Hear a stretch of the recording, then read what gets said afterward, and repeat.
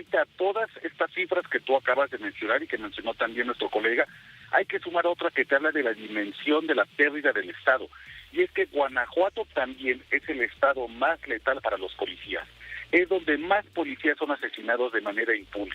Así que en esta mezcla explosiva de activistas asesinados, policías asesinados, también periodistas silenciados, está detrás una intensa pelea, principalmente entre dos grupos criminales, el Cártel Jalisco Nueva Generación y el Cártel Santa Rosa de Lima, que siguen buscando controlar los ductos de petróleo, el huachicoleo, un negocio que se ubica en el cuarto lugar de los lucrativos en el país, solamente detrás del tráfico de migrantes indocumentados, de armas y de droga. Pero ¿cuál es la explicación, Oscar Balmen, para señalar a Guanajuato, y nos vamos solamente a la estadística, no a la política, para señalar a Guanajuato como el estado más letal? Tú lo acabas de puntualizar con toda precisión. Mira, hay tres explicaciones. La primera es que durante mucho tiempo Guanajuato se mantuvo lejano a las dinámicas criminales bajo una falsa tranquilidad de que como ahí vivían las familias de los grupos criminales, entonces iba a estar todo relativamente tranquilo. Y a partir de ahí se relajaron muchas de las defensas para impedir la entrada de los grupos criminales. Segundo, tienes a un fiscal que está eternizado en Guanajuato y que no ha permitido que nuevas estructuras puedan llegar a intentar soluciones novedosas que puedan sacar a Guanajuato del problema. Esta burocracia instalada en privilegios no permite el ensayo de nuevas fórmulas y que Guanajuato desesperadamente necesita una. Y por otro lado, tienes que Guanajuato no solamente se encuentra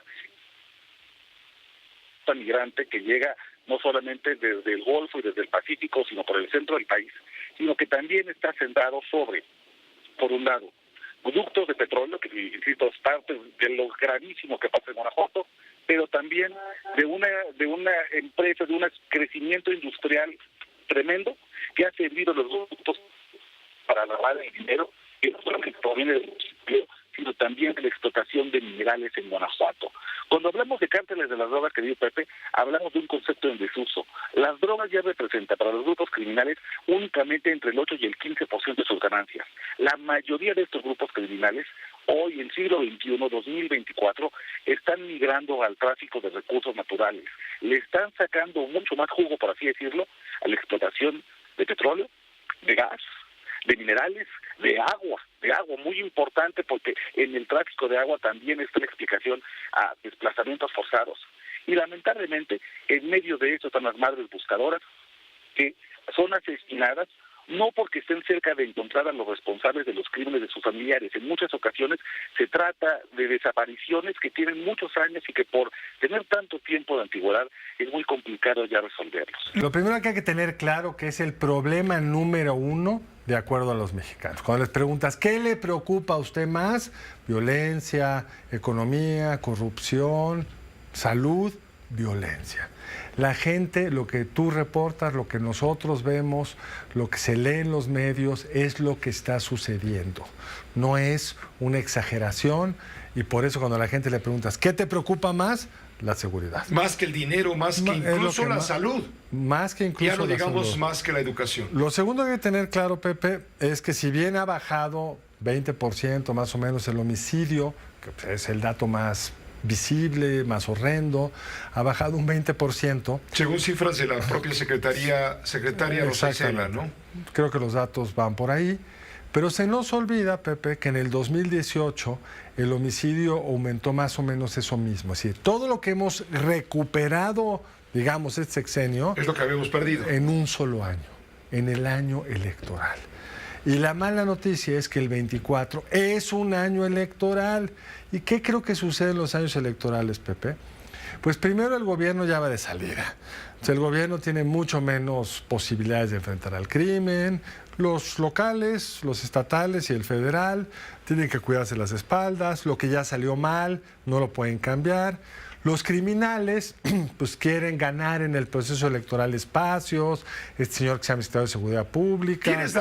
¿Tienes datos de cómo está? Decíamos hace un rato que buena parte del territorio nacional está siendo gobernado en los hechos, no en la Constitución, en los hechos por el crimen organizado.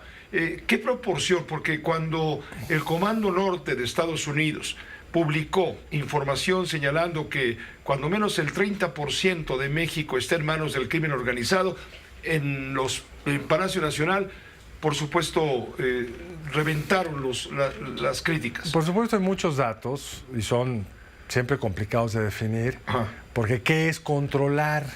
Controlar es que el presidente municipal está a tus órdenes. Que influye, sí. Controlar, pero eso es una opción. La otra es que el presidente no está a tus órdenes, pero la policía está acobardada. O la controlar es que hay ciertas actividades que la policía no se mete contigo. Es difícil. Pero lo que sí sabemos de datos, digamos, de las mismas fuentes, es que esto se ha deteriorado. No hay duda que hace poco salió un reporte del INE de cuáles eran los municipios que estaban con problemas. En síntesis, te diré que al amanecer, el día siguiente del huracán en Acapulco, las víctimas no imaginaron lo que les esperaba. Estoy seguro que no imaginaron que después, demolidos, iban a estar apaleados. Resulta increíble que el que se autoproclama como el mejor presidente del mundo y todo su gobierno que inventó esa tontería del humanismo mexicano hayan dejado la plaza en manos de la criminalidad. Primero se dio el pillaje en edificios y comercios, después el robo en casas habitación, enseguida el cobro de los delincuentes a los comerciantes por la venta de sus mercancías. Ahora los grupos criminales hacen venta directa de alimentos y materiales de construcción. Y para colmo, desde hace 7 días está paralizado el transporte público por cobros, amenazas y asesinatos en contra de los choferes. Un enorme contingente de la Guardia Nacional fue desplegado a Acapulco, principalmente para retirar los escombros que dejó el huracán. Y lo más increíble, José, para sustituir a los taxistas y camioneros en la prestación del servicio de transporte a los habitantes de Acapulco. En vez de ordenar a la Guardia Nacional hacer redadas de delincuentes, se les utiliza para transportar pasajeros dentro de la ciudad. De verdad, José, esto es una vergüenza de México frente al mundo.